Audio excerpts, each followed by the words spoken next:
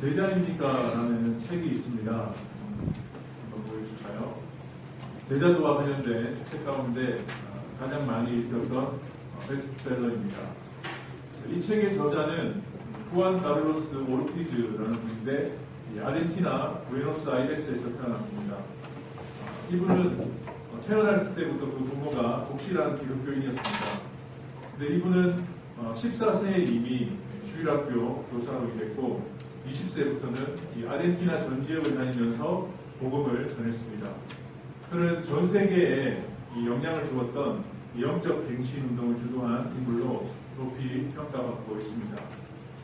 이 책의 내용 가운데 그가 이 부에노스아이레스의 교회에 부임하던 당시에 그 교회의 교인 수는 184명이었습니다.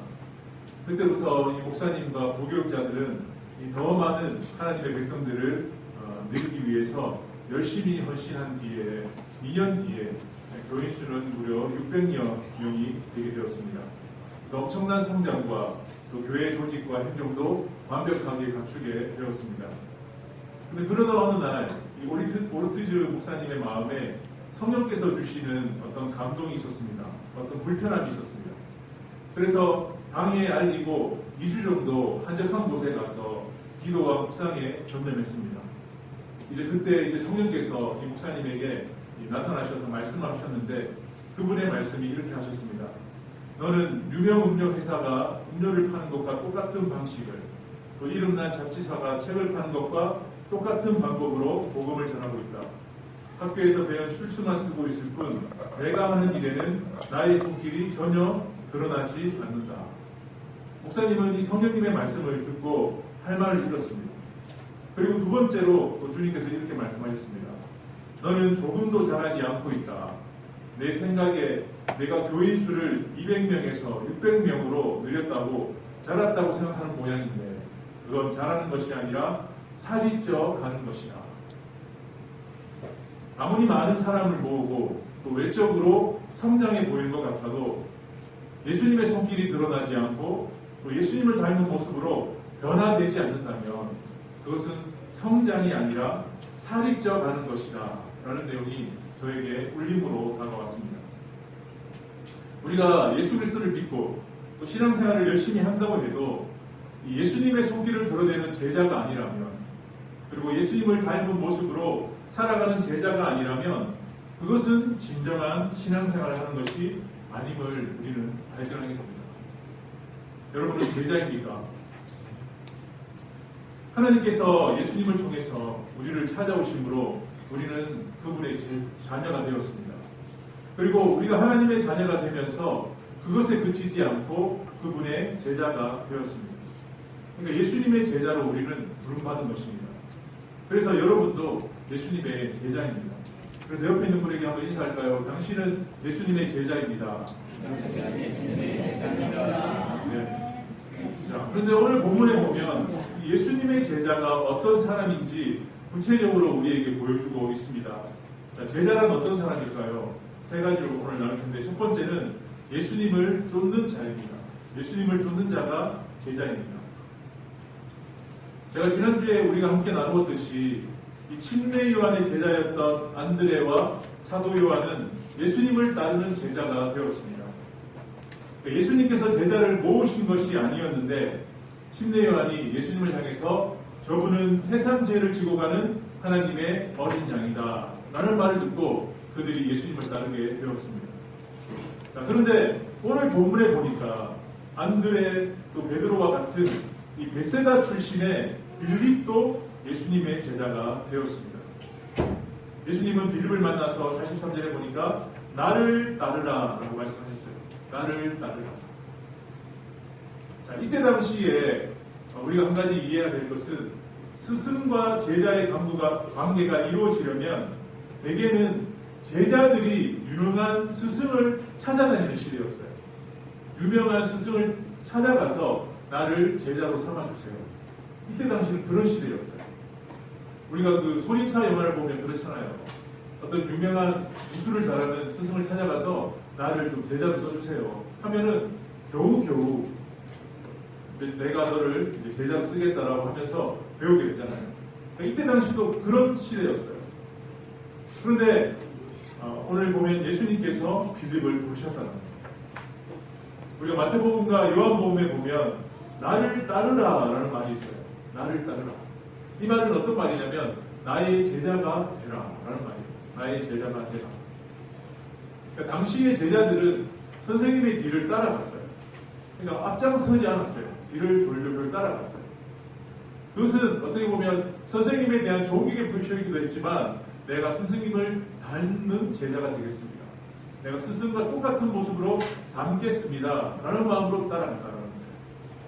그러니까 제자 쪽에서 위대한 스승을 찾아서 자기가 제자가 되었는데 오늘 빌립은 예수님이 부르셔서 제자가 되었다는 겁니다.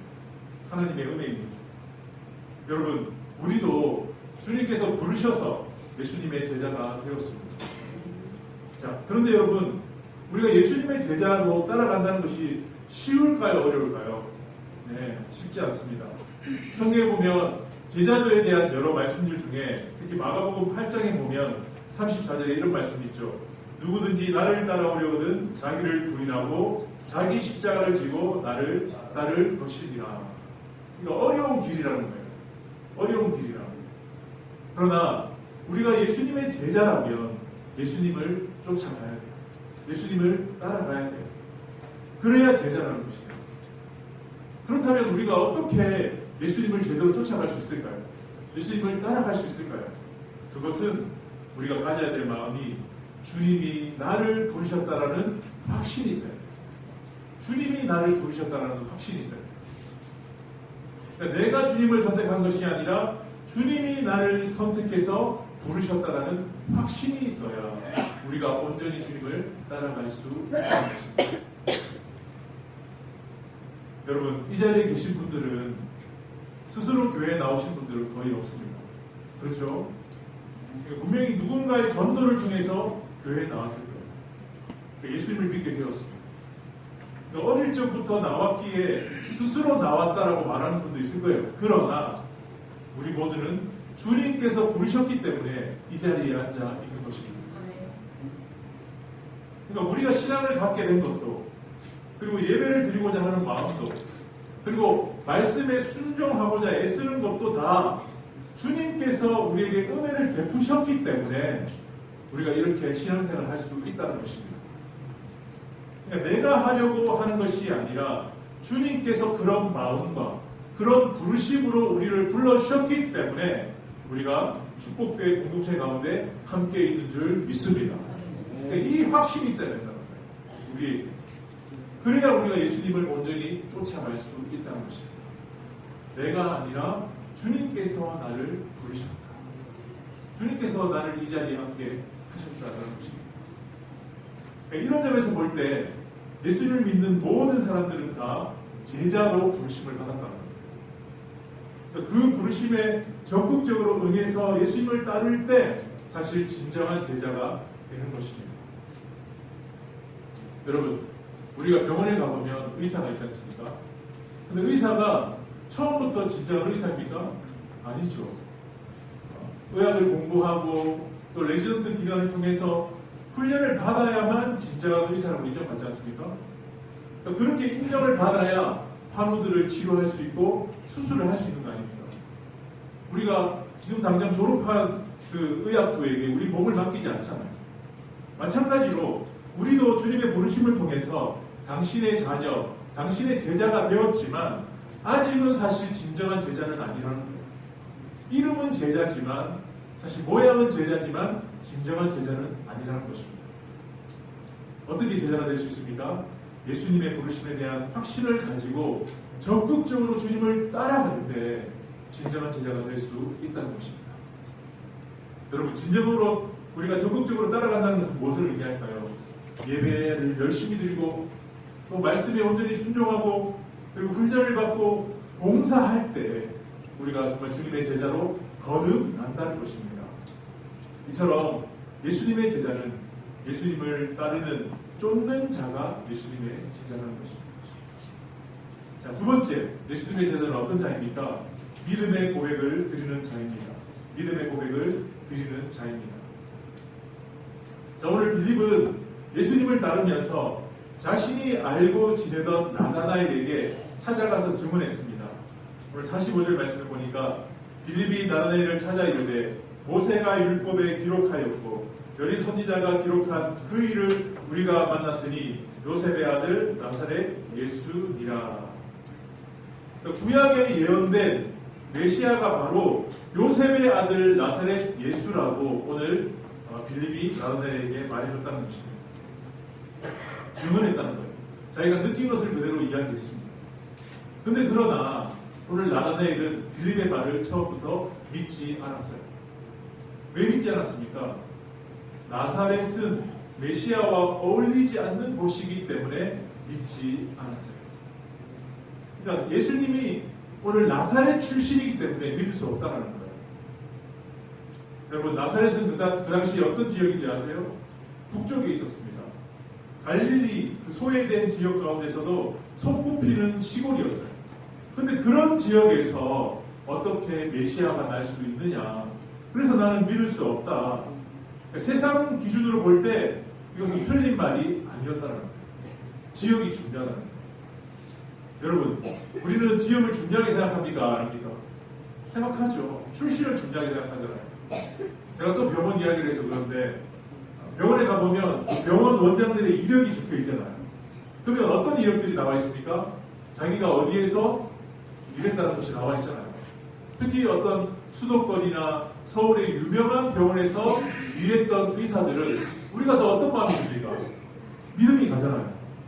저런 출신, 저런 지역에서 공부하고 저런 지역에서 일한 의사이기 때문에 내 몸을 맡길 수 있는 거예요. 그런데 나다나엘도 똑같은 마음을 가지고 있었다는 거예요.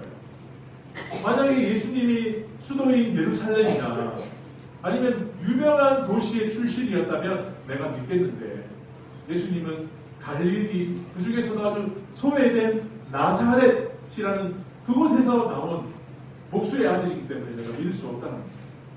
받아들일 수 없다는 것입니다. 인간적으로 이것은 이해할 수 있는 것입니다. 자, 그런데 이 빌립은 나다나엘이 이 출신을 이유로 받아들이지 않을 때 다른 말로 설명하거나 포기하지 않고 권면했습니다. 어떻게 권면했습니까? 와서 보라고 권면했어요. 와서 보라고 권면했습니다. 자, 이 빌립이 와서 보라는 이 말은 무슨 말이냐면 네가 가서 보라는 말이 아니라 나와 함께 가서 보자는 말이에요. 너 혼자 가라는 말이 아니라 나와 함께 가서 보자. 그러니까 예수님이 나사렛 출신이라서 편견을 가지고 있지만 나와 가서 함께 직접 만나보자.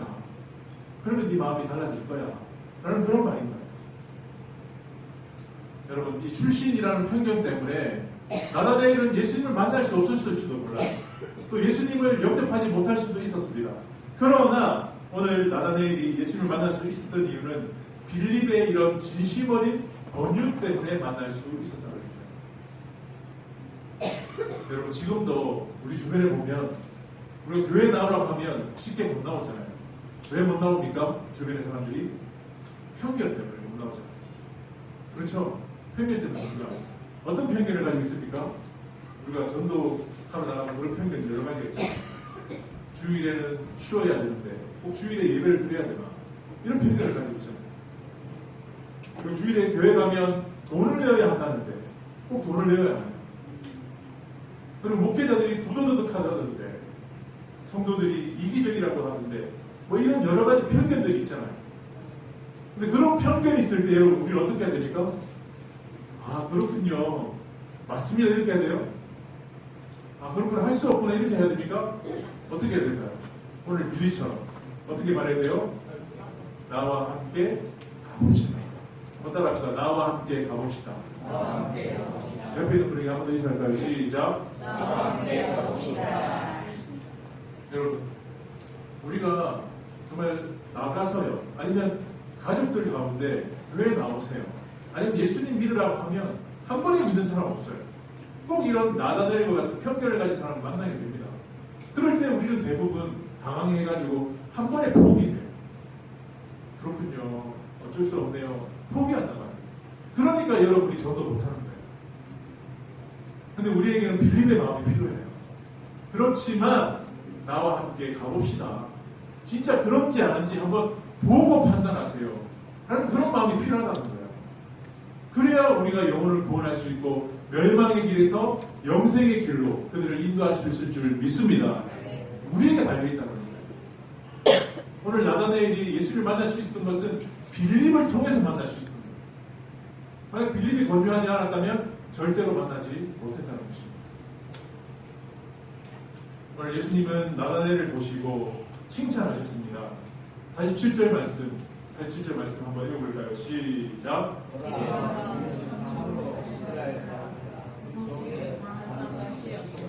네. 오늘 예수님과 나다나엘의 만남은 처음부터 축복된 만남이었어요. 축복된 만남이었어요. 사실 나다나엘은 착한 사람이었어요. 바르게 살려고 노력했던 사람이었어요. 그런데 오늘 예수님이 이 나다나엘을 보자마자 칭찬하셨어요. 보라, 이 사람은 간사함이 없는 참 이스라엘 사람이다. 자, 이 말이 왜 나온지 아세요? 구약에 보면 야곱이라는 인물 아시죠? 야곱의 이름의 뜻이 뭐냐면 간사함이에요. 간사함. 이 낚시할 때 미끼 알죠? 미끼. 그게 간사함. 야곱의 이름이에요.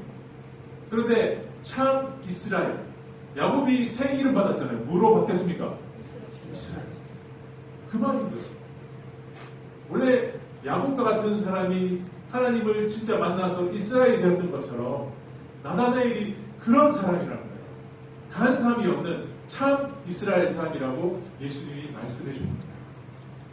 그러니까 예수님이 나다나엘을 보자마자 이렇게 자기를 알아보니까 여러분 나다나엘의 마음이 변했을까 안 변했을까요? 사람이 됐다. 오늘 만나니까 변했다는 거예요. 오늘 만약 이 나다나엘이 예수를 만나지 못했다면 자기의 진짜 모습을 발견하지 못했을 거예요. 그러나 오늘 진짜 예수를 만나니까 내가 참 이스라엘 사람이구나. 저 사람이 나를 알아보는구나. 마음이 열린 거예요. 마음이 열린 거예요. 특히 나다나엘이 이렇게 간사함에서 참 이스라엘 사람이 될 수 있었던 것은 그가 무화과 나무 밑에서 보낸 시간 때문에 그랬습니다. 무화과 나무 밑에서 나다나엘이 뭐 했을까요? 그가 기도하고 말씀을 묵상하고 그렇게 살기 위해 노력했어요. 근데 이 모습을 누가 알아줬어요? 예수님이 알아줬다는 거예요. 그러자 나다나엘이 마음이 확 열리게 된 거예요. 아, 진짜 이 사람은 메시아가 맞구나. 빌립이 잘못하는 것이 아니구나. 정말 우리가 기다리던 메시아가 맞구나. 확 바뀐 거예요. 예수님은 오늘 처음 만났지만 이미 만나기 전부터 나다나엘이 무화과 나무 밑에서 기도하고 말씀을 묵상하는 것을 다 알고 계셨단 말이에요. 여러분, 예수님은 우리의 모든 모습도 다 알고 계시는 줄 믿습니다. 네, 전지하신 분이에요. 전지하신, 다 알고 계시다는 거예요. 그러니까 이 한 말씀을 통해서 나다나엘이 완전히 변화되었다는 것입니다. 그래서 나다나엘은 오늘 이렇게 고백합니다. 1장 49절 우리 같이 한번 크게 읽어볼까요? 시작. 라비여, 당신은 하나님의 아들이시오. 당신은 이스라엘의 임금이로소이다. 아멘. 오늘 세 가지 고백을 합니다. 당신은 라비, 하나님의 아들, 이스라엘의 임금입니다. 라비는 뭘까요? 선생님이에요. 그런데 나에게 특별한 선생님입니다. 라는 뜻이에요. 선생님. 정말 위대한 선생님입니다. 그러면서 하나님의 아들은 무엇입니까? 하나님의 아들, 신이십니다. 라는 의미예요.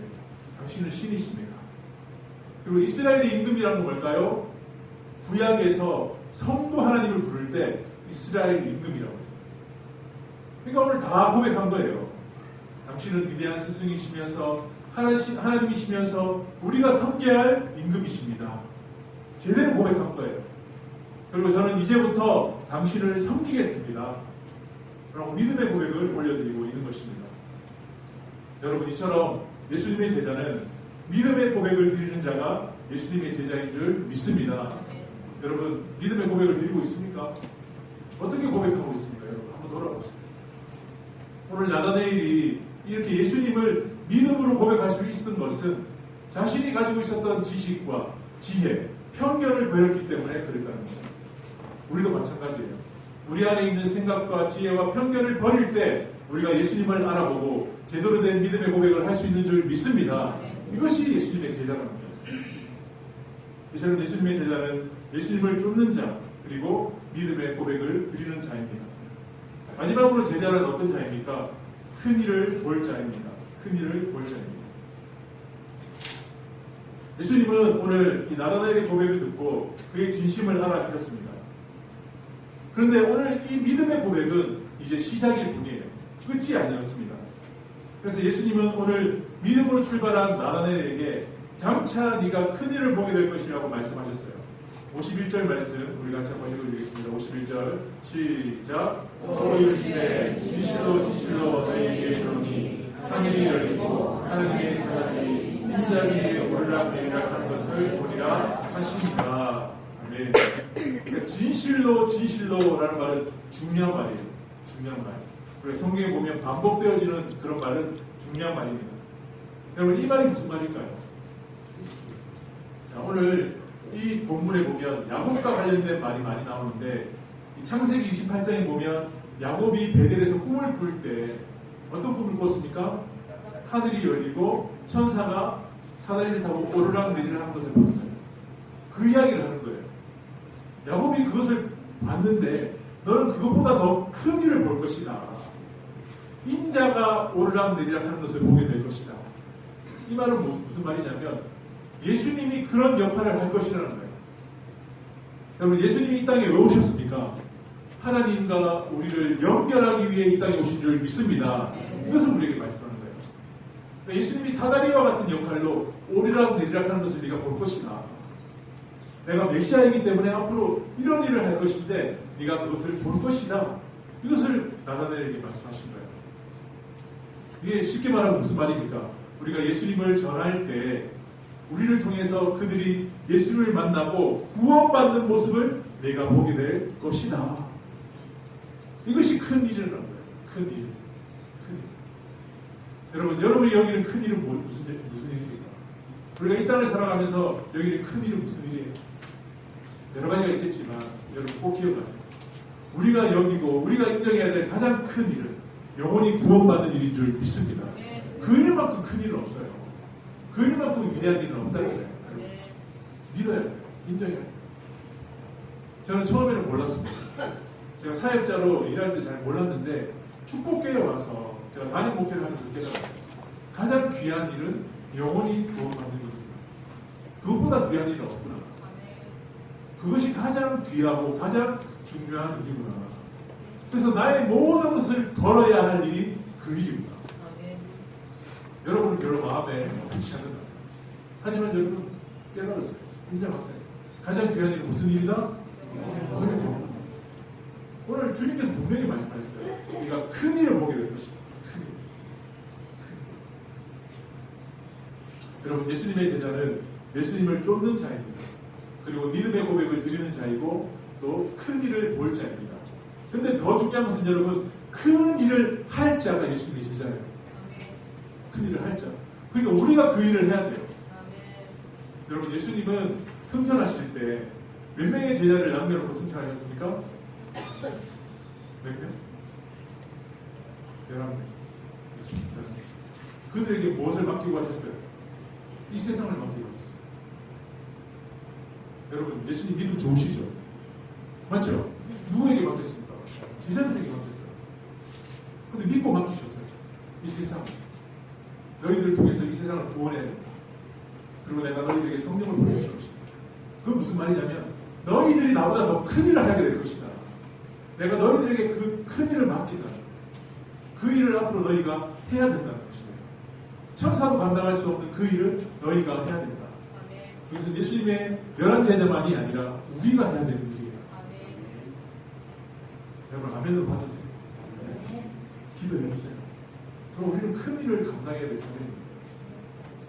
여러분 제자는 예수님의 큰 일을 감당해야 됩니다.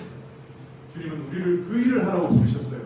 그냥 여러분 영혼 구원하라고 부르신 것이 아니라 그 일을 감당하라고 부르셨어요. 나이에 상관없이 환경에 상관없이 어떤 조건에 상관없이 우리 모두는 그 일을 감당해야 됩니다.